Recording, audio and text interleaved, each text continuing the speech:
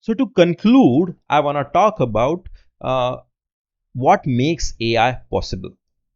You see, AI is possible only if there is data. Okay, and based on type of data, AI will probably do different things. You might not think this is a very interesting thing, but let's take a look at this blog.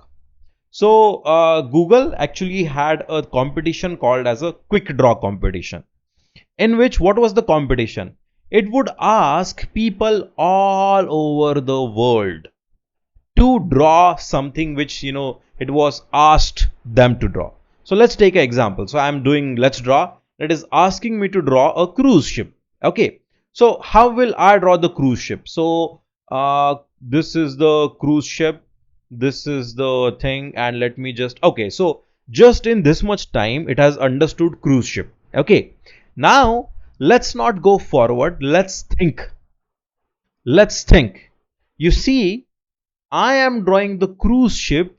I am from India. I am Indian. I am from Maharashtra. So that's the state. So there could be a cultural bias.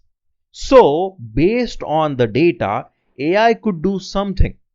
You see, if I go into AI blog, which is this blog, which you'll find it in Notion, in this blog, it actually talks about how a cat is drawn by people. You see, this is how cat looks like from all over the world. This is how chairs look like from all over the world. Now, but the interesting part is this. A cat drawn in Korea is a tiny bit different from cat drawn in Germany, which is a tiny bit different from cat drawn in US and tiny different from South Africa.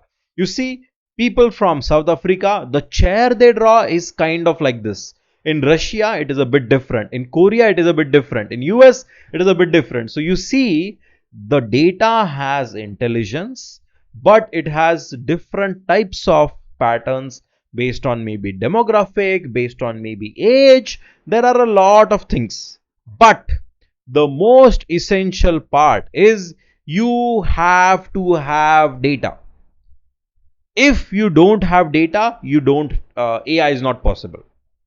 And you see, there are other questions. So it's like no data, no AI. Okay. But there is another corollary of this thing which is not really always mentioned, but is like if you don't have enough data, no AI is possible.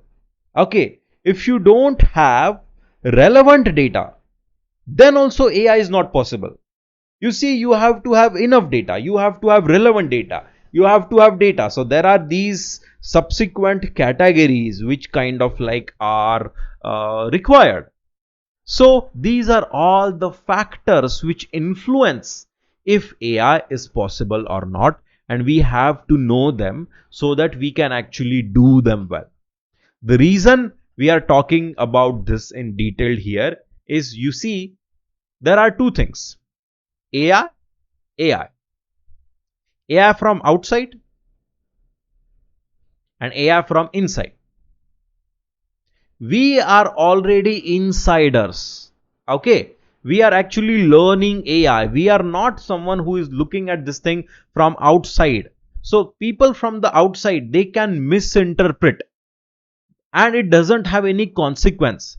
For example, there was an article which said that Facebook's language model created its own secret language. So if you simply search on Google, you'll find that. So let me just search it for you. So this is the article. It says days after this thing, so Facebook shut down its AI system after bot creates its own language. So who was this article written by? This article was written by someone who is outside the field. But if you ask someone who is inside the field, they will say that it simply over time the embedding changed. Instead of character, the embedding became numerical and you could not understand what was happening. So you will find these articles as well. The AI experiment was not shut down because the bots invented. Real reason this thing, it was not because it was so. These two articles, they are written by the people who are inside AI, who know what is happening. They are not blind to the reality. So when you are inside the field, you actually need such nuances. You need nuances because they can help you decide correctly. And these articles, they are for masses, wherein who don't understand, they are just saying, ooh, AI is gonna take all the jobs, ooh, AI is gonna cause mass extinction, ooh, Facebook's chatbot, it created its own language, so it is plotting against us. It's these clickbait articles which are misleading, whereas the reality is this. So congratulations on taking this journey wherein you understand nuances behind such articles, and such depth thinking is actually needed so that you actually make you understand what is not being spoken by the media. People, journalists are not data scientists, and data scientists are not journalists. They are two separate job roles. So whenever you are reading any article, please start thinking, who is it written by? Is it written by a journalist? Does he understand what is written? Is it the reality? That's why we need to understand such detailed. So over next lectures, we'll go more and more into more the details of such things, which will develop your critical thinking, which will help you question what is being fed to you, which will also help develop your discerning eye, which not just focuses on just big picture, it also understands nuances. So I'm looking forward to teach all that parts of the journey, and see you guys in next sections.